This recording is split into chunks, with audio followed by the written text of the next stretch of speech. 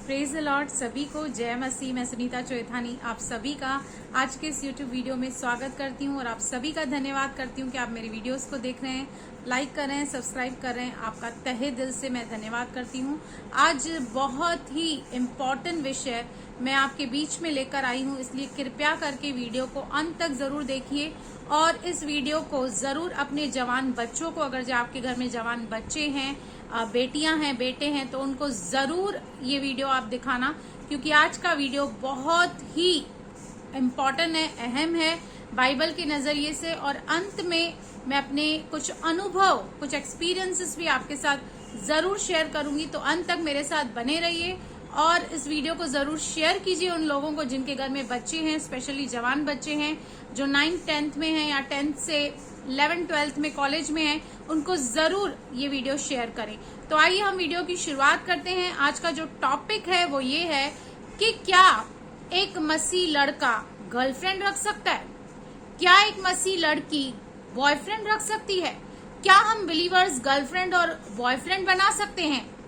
एक बहुत ही विवादित ये विषय है और हम दुनिया में तो देख ही रहे हैं कि संसार के लोगों के अंदर किस रीति से ये बातें दिन प्रतिदिन बढ़ती जा रही हैं। अभी रिसेंटली मैंने एक किस्सा सुना, आपको सच्चा किस्सा बता रही हूँ, ये कोई कही सुनी बात नहीं है, एक सच्ची कहानी आपको बता रही हूँ कि कुछ दिन पहले ही, 2-3 दिन पहले ही मुझे पता चला कि एक लड़की जो बीएससी कर रही थी, काफी ब्राइट थी, पढ़ाई में बहुत होशियार थी और बीएससी लास्ट ईयर कर रही थी, और अचानक 2-3 दिन पहले उसने सुसाइड कर लिया, जबकि अपने माँ बाप की वो इकलौती बेटी थी। और जब उसका कारण फाइंड आउट किया गया तो पता चला कि किसी लड़के के साथ उसका कुछ अफेयर था, चक्कर था, और उस लड़के ने उसे धोखा दे दिया और उसने फांसी लगाकर सुसाइड कर दिया। ये कितना खतरनाक है। आज हमें अपने बच्चों को एडुकेट करने की, परमेश्वर के वचन के द्वारा उनका पालन पोषण करने की बहुत बड़ी जरूरत है आज के तारीख में। तो इन कुछ बातों को मैं आपके बीच में रखना चाहती हूँ कि बाइबल इन बातों के विषय में क्या कहती है। बाइबल कहीं भी, बाइबल कई रिश्तों के बारे में बताती है, माँ बाप और बच्चों के रिश्ते के बारे में बताती है, पति पत्नी के रिश्ते के बारे में बताती है, मालिक और नौकर के रिश्ते के बारे में बताती है, लेकिन कहीं भी पुराने नियम से नए नियम तक कहीं भी बाइबल गर्लफ्रेंड और बॉयफ्रेंड के कॉन्सेप्ट को सपोर्ट किसी भी रीति से नहीं करती, वरन इसका विरोध करती है। क्योंकि इब्रानियों में लिखा है कि विवाह सब में आदर की बात मानी जाए और विवाह बिछोना निष्कलंक होना चाहिए, यानी कि शादी से पहले, हालेलुया, कोई भी ऐसी बात जो आपके उस विवाह बिछोने को कलंकित करती है, उस बात से आपको दूर रहना है। कोई भी, किसी भी प्रकार का फिजिकल या मेंटल रिलेशन आपका किसी के भी साथ शादी के पहले नहीं होना चाहिए। आपको पता है, जब परमेश्वर ने 2 अध्याय में देखा कि आदम का अकेला रहना अच्छा नहीं, तो परमेश्वर ने डायरेक्टली उसके लिए हवा को बनाया, उसको गहरी नींद में डाला, हवा को बनाया, डायरेक्टली उसको पत्नी दी। ऐसे नहीं कि कोई उसको साथनी, कोई फ्रेंड दी उसके साथ रहने की या उसके साथ वो हर बात शेयर करे, लेकिन उससे डायरेक्टली पत्नी दी। इसलिए हम देखते हैं कि परमेश्वर विवाह का बहुत ही आदर करता है, विवाह के इंस्टीट्यूशन को रिस्पेक्ट करता है। और हम उसके बाद भी देखते हैं, हम उत्पत्ति 24 से अगर 62 के आगे हम पढ़ेंगे तो यहाँ पर इसहाक जो लगभग 40 साल का है, जब उसकी माँ गुजर गई तो वो बहुत ही अकेलेपन से जा रहा था, बहुत ही लोनलीनेस से जा रहा था।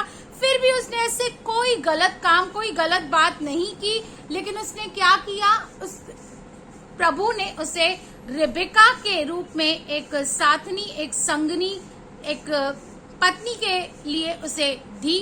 और हम यूसुफ के जीवन में भी देखते हैं कि यूसुफ जब अपनी भरी जवानी में था और पोतीफर की पत्नी किस रीति से उसको फंसाने फुसलाने की कोशिश करती है और अपने साथ संबंध बनाने के लिए विवश करती है, तो वो वहां से भाग निकलता है, क्योंकि परमेश्वर का भय उसके अंदर था। और हम शिमशोन के भी जीवन में देखते हैं कि शिमशोन ने किस कदर दलीला जैसी एक स्त्री के साथ गलत रिश्ता रखा और उस दलीला स्त्री ने उसे पूर्ण नीति से खत्म कर दिया।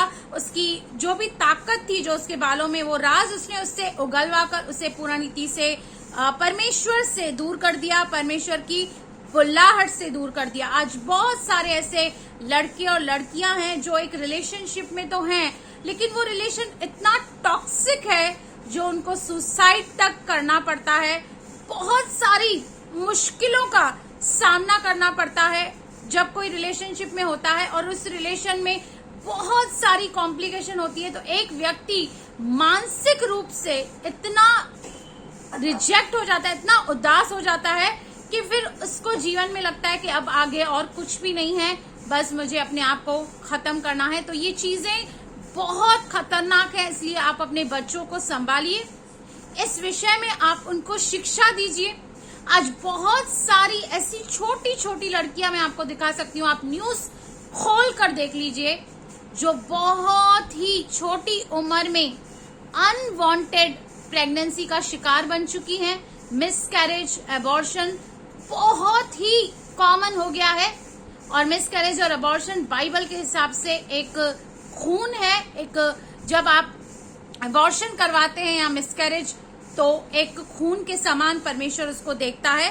तो कैसे इन गलत और गंदी आदतों में आज बच्चे पड़ गए हैं, और आजकल एक ट्रेंड बन गया, अगर जो किसी के पास गर्लफ्रेंड नहीं है तो उसको लगता है अरे यार तेरे को गर्लफ्रेंड नहीं है मतलब तेरे अंदर कुछ कमी है। आज इस किस्म का माहौल स्कूल और कॉलेजेस में बनने लगा है कि ये सब बातें बहुत ही कॉमन हो गई है। लेकिन हमें, जो हम विश्वासी हैं, हमें परमेश्वर के वचन के अनुसार चलना है, और बाइबल इन सारी बातों को सपोर्ट नहीं करती। यहाँ तक कि हम अगर ये सब उपदेशक का 11 का 9 पढ़ेंगे तो यहाँ पर कहता है, हे जवान, अपनी जवानी में आनंद कर और अपनी जवानी के दिनों में मग्न रहे, अपनी मनमानी कर और अपनी आंखों की दृष्टि के अनुसार चल, परंतु यह जान रख कि इन सब बातों के विषय परमेश्वर तेरा न्याय करेगा। कई बार जवानी में की गई छोटी सी गलतियां हमें बहुत बड़ा उसका खामियाजा या भुगतान करना पड़ता है आगे चल के जीवन में।